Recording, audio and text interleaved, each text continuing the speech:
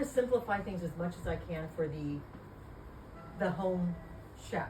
And I want to take out adjunct, unnecessary ingredients that you wouldn't have on your shelf.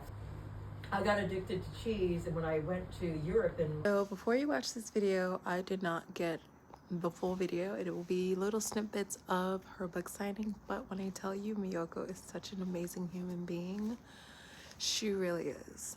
If you've not gotten any of her cookbooks, I recommend you get them all. I have all of them now, and they are so helpful.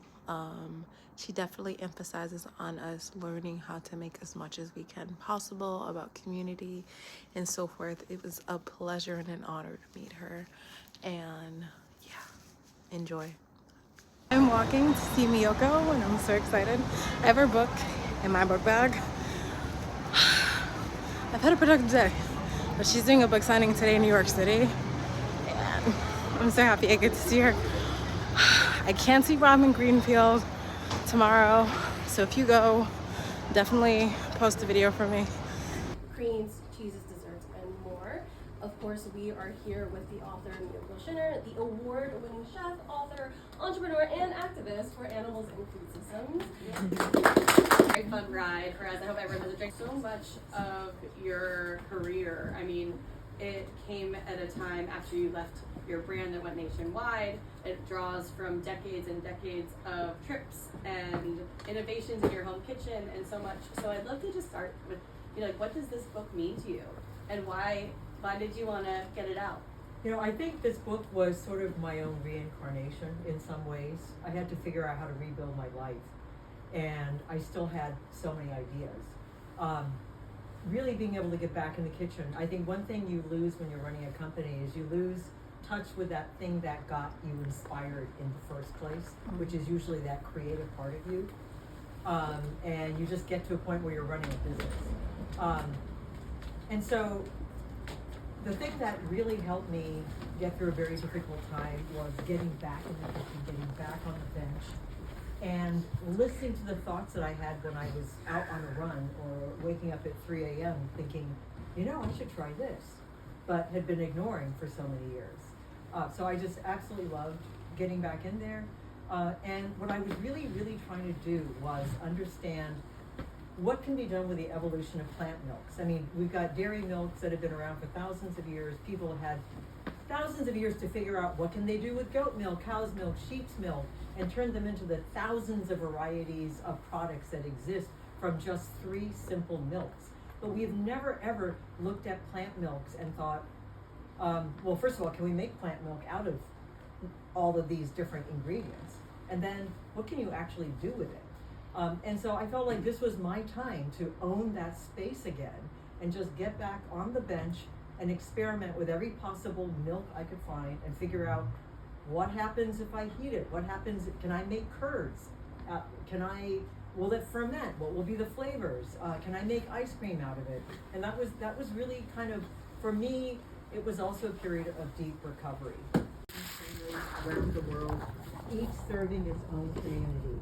Even more, I hope this book inspires people in their home kitchens everywhere to discover the magic that lies in the existence of industrialized animal agriculture. Without that, we wouldn't even have factory farms. So, and likewise, if you think about the fact that you are a free individual, able to choose what you want to eat anytime, I want you to think again, because 70% of what you eat comes from is processed, comes out of a package, and comes from one of 10 multinational corporations.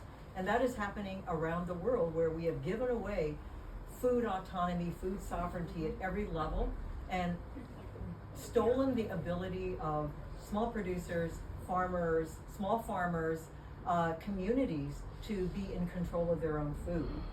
And we have just let these corporations usurp that power.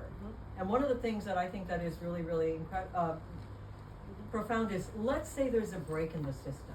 Yeah. Let's say something happens, whether it's some sort of cyber attack, it could be anything.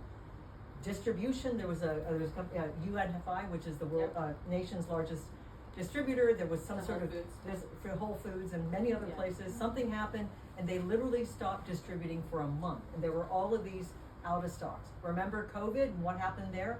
if we're dependent on a highly corporatized, globalized, nationalized food system, what happens when there's a breakdown and we no longer have food sovereignty in our own communities? We no longer have farmers that actually produce food for their communities, because farmers don't grow food anymore. No. They grow soybeans, no. They grow cash crops to sell to corporations or to feed animals. They don't grow food for your community. Even if you live in the Midwest, you can't just go to the local farmer and just buy what you need, because all they're growing is soybeans for animals or to sell Or plastic, yeah. Or plastic, yes. So when you think about all of that, I just felt like we've got to take a grassroots effort to redefine what a more just, equitable, and sustainable food system would look like. And that would mean by allowing more producers to make food, little producers. And by writing this book, one of the things that's happened is everyone is privatizing food. Everyone is putting in these corporations have an intellectual property, they patent all of their food. But I thought, if food is a basic human right, shouldn't that knowledge be disseminated publicly and freely? And so my book, and there's a lot of new technology in here. I swear to God, and there's nobody we'll doing get into it. Yes, people aren't doing what I've written here. But I decided I'm going to just open source it. So if you want to read the book and you want to go and make some of those cheeses, please do. Start a business.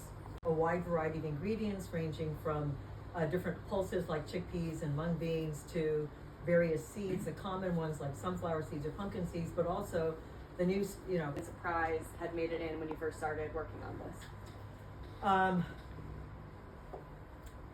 Okay, so one that I got into my editor right before there was the final shutdown. And this is a small one maybe, but I want to simplify things as much as I can for the home chef. And I want to take out adjunct, unnecessary ingredients that you wouldn't have on your shelf. So to make butter, generally speaking, vegan butter or margarine, there's always an emulsifier in it that's some sort of lecithin, which combines the fats and the oil and water. And one night I had this sort of, it was one of these 3 a.m. things. But I got up the next morning after I had just submitted my final edits, and I came up with a technique to eliminate lecithin or the emulsifier entirely. So you can make butter out of 3 ingredients, basically 2 different oils and a liquid milk. Wow, and how does that work? Fermentation and figuring out the fat part were the keys. And so I just started playing around with it with different plant milks. I also found that some plant milks coagulate just upon exposure to heat because of the protein composition, like watermelon seed milk or pumpkin seed milks are very high in albumin, which is like the protein in egg whites, and so they coagulate when exposed to heat. But others need a little help, so they need vinegar or lemon juice or calcium sulfate or magnesium chloride, which are what you use for making tofu. Vegetable rennet didn't work because that's designed for cow's milk. So I went back to using the coagulants used for tofu processing. And the other thing is, if anybody wants to scale up any of these cheeses, the equipment you would need is tofu manufacturing equipment. Wow. So morphine, which is a enzyme that it's when the proteins in cheese break down, it releases this enzyme that actually encourages more consumption. It's an addictive substance, which is why babies suckle at the breast, etc. So I got addicted to cheese, and when I went to Europe, and I took a gap year in college, and my friend and I traveled through Europe for 6 months as in person. And I'm not sure I have all the answers for that, but we need to start figuring that out before everything becomes consolidated and we become dependent 100% on corporations to feed us, and we've lost complete autonomy over our food system. Inconvenience, and maybe once in a while you go to a restaurant with a friend, but I want food. Before humanity falls apart, society falls apart entirely because we're connected with our devices rather than with each other. I want people to get back into their kitchens and start cooking together. Form a cooking club. Cook with your friends every Friday night. Instead of cooking and then inviting friends over, say, come on over and let's cook together. Get to know your neighbors, and maybe you cook, you rotate whose house you're eating at every single night. Reconnect, and let's recreate human society the way it was meant to be, where we bond over bread and food and forge bonds together. So I want to spark a revolution that I call kitchen sovereignty, that gets you back in the kitchen to own it and to share it with all your friends and family. Anybody can join and be embraced by. I don't want it to be this sort of frightening, austere, self-righteous thing. We need to show up in the world with more compassion and love and friendliness to people, enticing them with our food. I mean, I live in agricultural land, surrounded by dairy and so I get entrepreneurs reaching out to me all the time. Probably a couple people a week. And one of the biggest mistakes they make is they come to me and their first question is, how do I get money to grow? How do I scale? How do I get money? And it's like, that's the wrong question. Like, first of all, what do you want to do? Why are you doing it? And are you doing it to make a living, or are you doing it to make a killing? And this is one of the problems, is everyone kind of got into it in order to make a killing. And what that does is that narrows the funnel for, because only, literally, if you start a business and you think you're going to make money on it, you got less than a 1% chance. I'm not kidding you. These are the statistics. You're right. So if you want to make a living, then, and you keep it a manageable size, then there's a possibility of doing that. So you really have to know, why are you doing this? And we also, in order to support small businesses, have to take some action from a grassroots standpoint to change how food is marketed and distributed. Because without doing that, it's going to continue to be a challenge for small producers.